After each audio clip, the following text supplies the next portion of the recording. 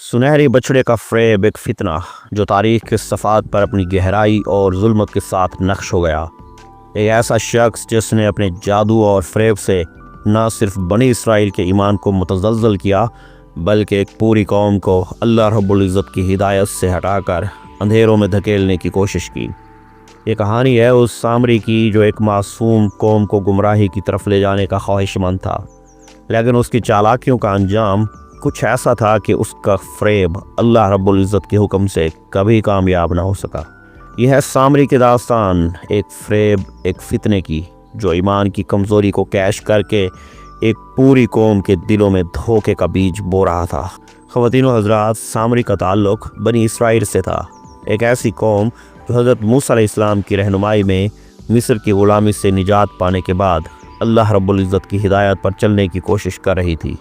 بنی اسرائیل کو اللہ رب العزت نے اپنی بے شمار نعمتوں سے نوازا تھا اور حضرت موسیٰ علیہ السلام کی قیادت میں وہ ایک نئی زندگی کی طرف بڑھ رہے تھے، لیکن ان کے درمیان ایک کمزوری تھی اور وہ یہ کہ ان کا ایمان مکمل طور پر مضبوط نہیں تھا۔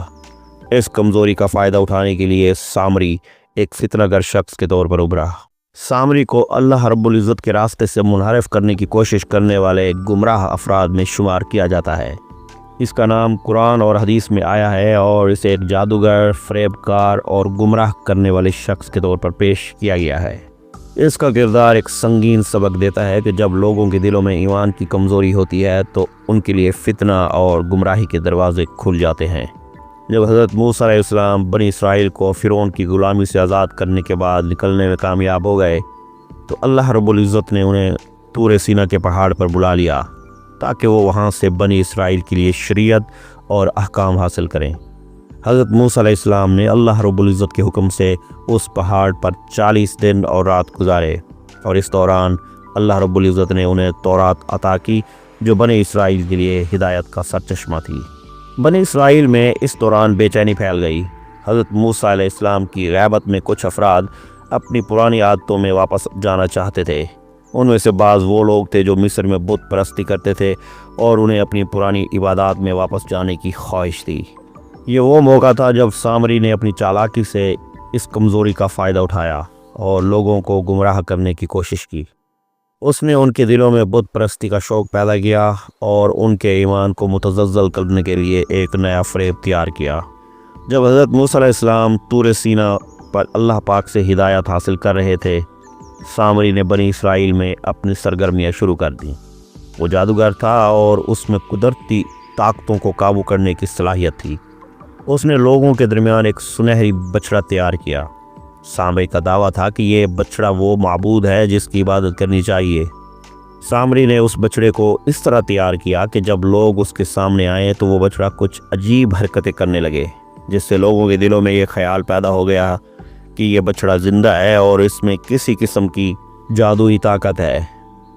سامری نے لوگوں کو یہ باور کرانے کی کوشش کی کہ یہ بچڑا ایک معبود ہے جس کی عبادت کرنا ضروری ہے۔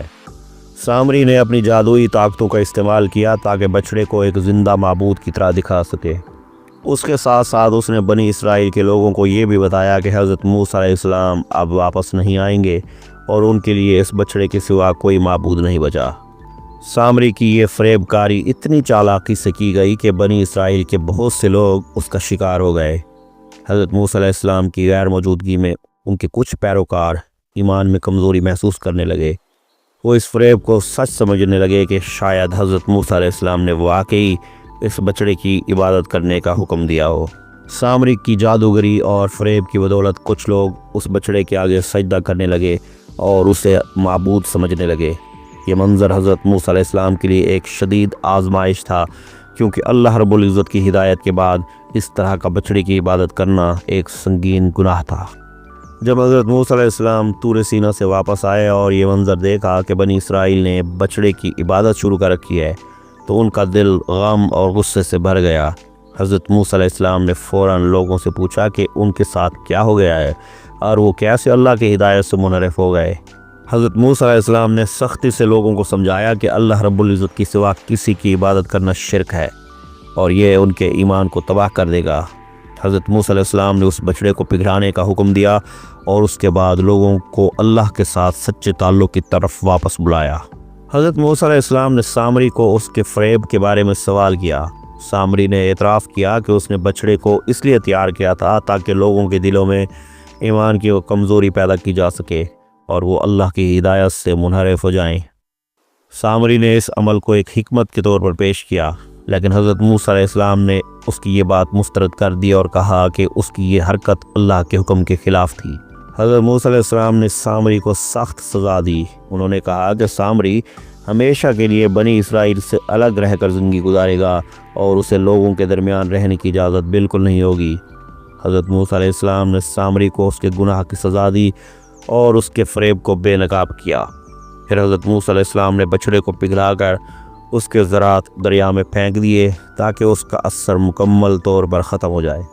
سامری کا کردار خواتین و حضرات اس بات کی نشاندہی کرتا ہے کہ انسان جب اپنی ذاتی خواہشات اور مفادات کو اللہ رب العزت کی رضا پر ترجیح دیتا ہے تو وہ کسی بھی حد تک جا سکتا ہے۔